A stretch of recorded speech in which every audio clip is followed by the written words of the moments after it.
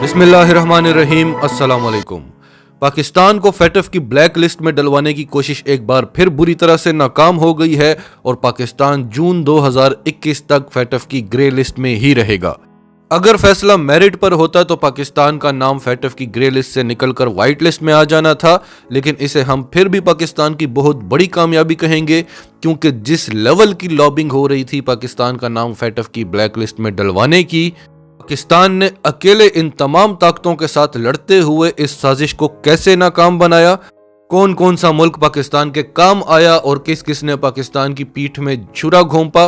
तमाम डिटेल्स आपको बताते हैं। उससे पहले अगर अभी तक आपने हमारा चैनल सच टीवी सब्सक्राइब नहीं किया तो इसे अभी सब्सक्राइब करें और बेल आइकन पर क्लिक करें ताकि हमारी आने वाली वीडियोस आपको वक्त पर मिलती रहें। फैटफ के होने वाले गुज़िश्ता इजलास में पाकिस्तान 27 में से 21 पॉइंट्स को कंप्लीट कर चुका था और कई बार ऐसा हुआ है कि अगर ये देखा जाए कि ये मुल्क इन पॉइंट्स पर काम कर रहा है तब भी उसका नाम व्हाइट लिस्ट में डाल दिया जाता है। लेकिन पाकिस्तान तो 21 पॉइंट्स को मुकम्मल कर चुका था, लेकिन उसका नाम व्हाइट लिस्ट में नहीं डाला गया, बल्कि उसको मजीद फरवरी तक का टाइम दिया गया कि आप इन 6 नकात पर भी अमल दरामद करें, तब आपका नाम व्हाइट लिस्ट में डाला जाएगा। इस इजलास में फैटफ ने 3 पॉइंट्स निकाले हैं। उन्होंने हमारे 24 पॉइंट्स मान लिए हैं कि ये कंप्लीट हो चुके हैं, इन पर अमल दरामद भी हो चुका है, और बाकी के जो 3 पॉइंट्स हैं वो पार्शियली कंप्लीट हैं। यानी पाकिस्तान ने कंप्लीट तो वो भी कर लिए हैं लेकिन पार्शियली कंप्लीट हैं। वो क्या हैं? पाकिस्तान से मुतालबा किया गया कि एक तो आप जहां जहां दहशतगर्दों को कहीं से भी फंडिंग होती है उसका सुराग लगाएं। दूसरा, आपने कानून तो बना लिया है लेकिन उसे इम्प्लीमेंट करें और इनको सजाएं दें और इनके असासे और इनके अकाउंट्स को मुंजमद करें। इसके अलावा जो लोग उनके सहूलतकार हैं उनका भी सुराग लगाएं और उनको भी सजाएं दें। अब सजाएं देने में टाइम लगता है, आप जानते हैं अदालती निज़ाम में सबूत पेश करना होते हैं, केसेस तैयार करना होते हैं, तारीखें होती हैं, और जिस तरह से ये मुतालबात रख रहे हैं इतना नीट और क्लीन कंट्री तो दुनिया में कोई भी नहीं है। अमेरिका में भी मनी लॉन्ड्रिंग होती है, टेरर फाइनेंसिंग होती है, यूरोप के भी तमाम ममालिक में मनी लॉन्ड्रिंग होती है, टेरर फाइनेंसिंग होती है, और फैटफ के प्रेसिडेंट ने इस बात को एक्सेप्ट किया कि हमने जो पाकिस्तान को टास्क दिया है, इतना मुश्किल टास्क फैटफ ने आज तक किसी दूसरे मुल्क को नहीं दिया, और जिस तरह से 2018 से पाकिस्तान इस पर काम कर रहा है इतना काम भी आज तक दुनिया के किसी मुल्क ने नहीं किया।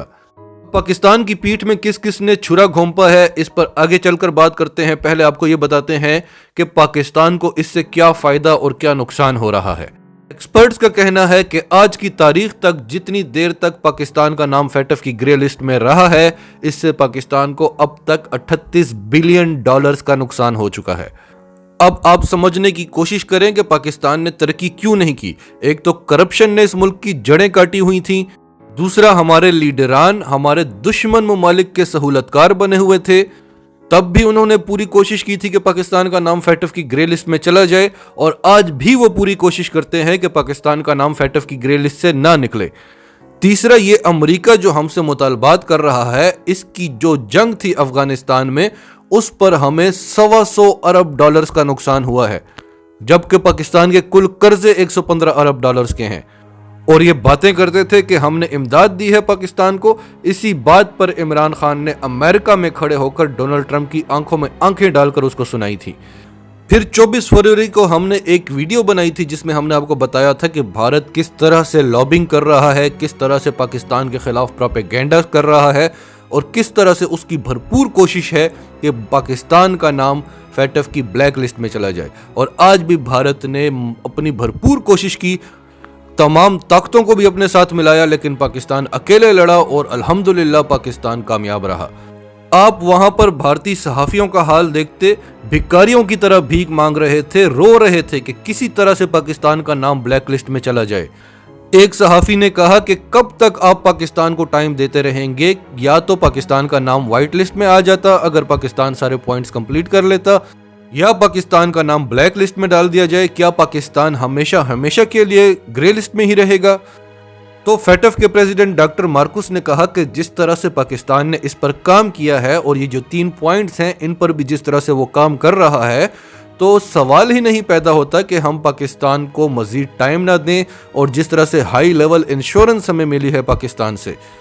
پھر ایک صحافی نے کہا کہ کچھ ایسا نہیں ہو سکتا کہ پاکستان کا نام بلیک لسٹ میں ڈال دیا جائے،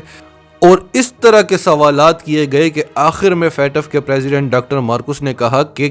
سارے پاکستان کے متعلق سوال کر رہے ہیں، اگر اب کوئی پاکستان سے متعلق سوال آیا تو ہم یہ میٹنگ یہیں پر بند کر دیں گے،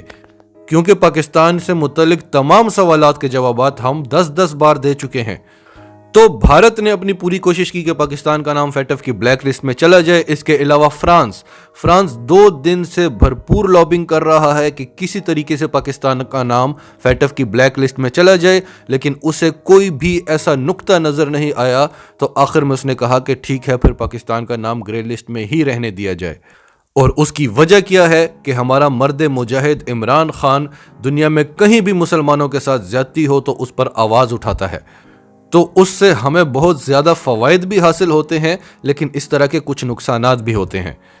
ترکی نے اور چین نے دوستی کا ثبوت دیا اور پاکستان کا بھرپور ساتھ دیا، اور ترکی نے یہ بھی کہا کہ پاکستان کا نام فیٹف کی وائٹ لسٹ میں آ جانا چاہیے تھا، لیکن بھارت کی جو لابنگ ہے اس کی وجہ سے اس کا نام گرے لسٹ میں ہی رہا، اور فیٹف کے قوانین کے مطابق اس میں لابنگ کرنا غیر قانونی ہے۔ اب بات کرتے ہیں امریکہ کی۔ امریکہ نہیں چاہتا کہ پاکستان کا نام فیٹف کی وائٹ لسٹ میں آئے، کیونکہ یہ جو فیٹف نے کہا ہے کہ ان 3 پوائنٹس پر مزید کام کرو، یہ وہی ڈو مور ہے جو امریکہ پاکستان سے کہا کرتا تھا۔ اب عمران خان اور جنرل باجوہ سے ڈو مور کا مطالبہ نہیں کیا جا سکتا، تو یہ ڈو مور کا مطالبہ کرنے کا ایک الگ طریقہ ہے۔ پھر امریکہ یہ بھی نہیں چاہتا تھا کہ پاکستان کا نام بلیک لسٹ میں چلا جائے، کیونکہ فی الحال امریکہ افغانستان میں پھنسا ہوا ہے۔ اب بھارت جس کو اتنی فکر ہے پاکستان کا نام جو فیٹف کی گرے لسٹ میں اٹکا ہوا ہے، تو انشاءاللہ عنقریب آپ دیکھیں گے کہ بھارت کا نام فیٹف کی گرے لسٹ میں ہی نہیں بلکہ بلیک لسٹ میں بھی جائے گا۔ پاکستان کیس بنانے کی تیاریاں کر رہا ہے، اور جس دن امریکہ کا ہاتھ بھارت کے سر سے اٹھا، بھارت کا نام بلیک لسٹ میں جائے گا۔ اس پر یورپین یونین بھی کہہ چکا ہے کہ فیٹف کا سلوک پاکستان کے ساتھ امتیازی ہے، پاکستان کا نام نہیں بلکہ بھارت کا نام فیٹف کی گرے لسٹ میں ہونا چاہیے تھا، کیونکہ بھارت تو منی لانڈرنگ کا ہب ہے۔ پوری دنیا میں سب سے زیادہ منی لانڈرنگ بھارت سے ہو رہی ہے، ٹیرر فائنینسنگ بھارت سے ہو رہی ہے، اس کی رپورٹس انٹرنیشنل ادارے دے چکے ہیں، پاکستان ڈوزیر جمع کرا چکا ہے۔ پوری دنیا یہ بات جانتی ہے کہ بھارت داعش کو فنڈنگ کرتا ہے، ٹی ٹی پی کو فنڈنگ کرتا ہے، BLA کو فنڈنگ کرتا ہے،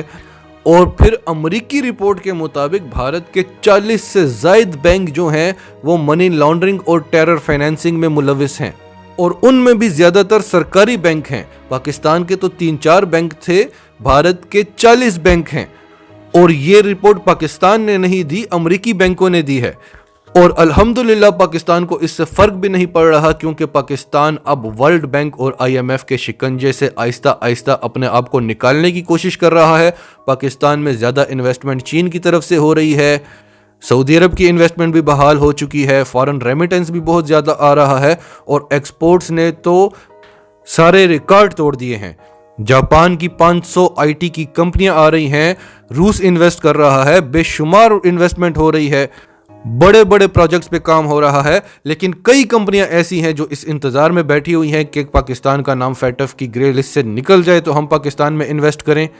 تو یہ بھی انشاءاللہ عنقریب ہوگا اور دشمنوں کو منہ کی کھانی پڑے گی۔ ناظرین، آپ کا اس سب کے بارے میں کیا کہنا ہے؟ کمنٹس میں اپنی رائے کا اظہار کرتے رہیں، اور اگر آپ ہمارے چینل پر نئے ہیں تو ابھی سچ ٹی وی کو سبسکرائب کریں، سچ ٹی وی فیملی کا حصہ بنیں، اور ہماری ویڈیوز کو لائک اور شیئر کر کے زیادہ سے زیادہ لوگوں تک یہ میسیجز پہنچاتے رہیں۔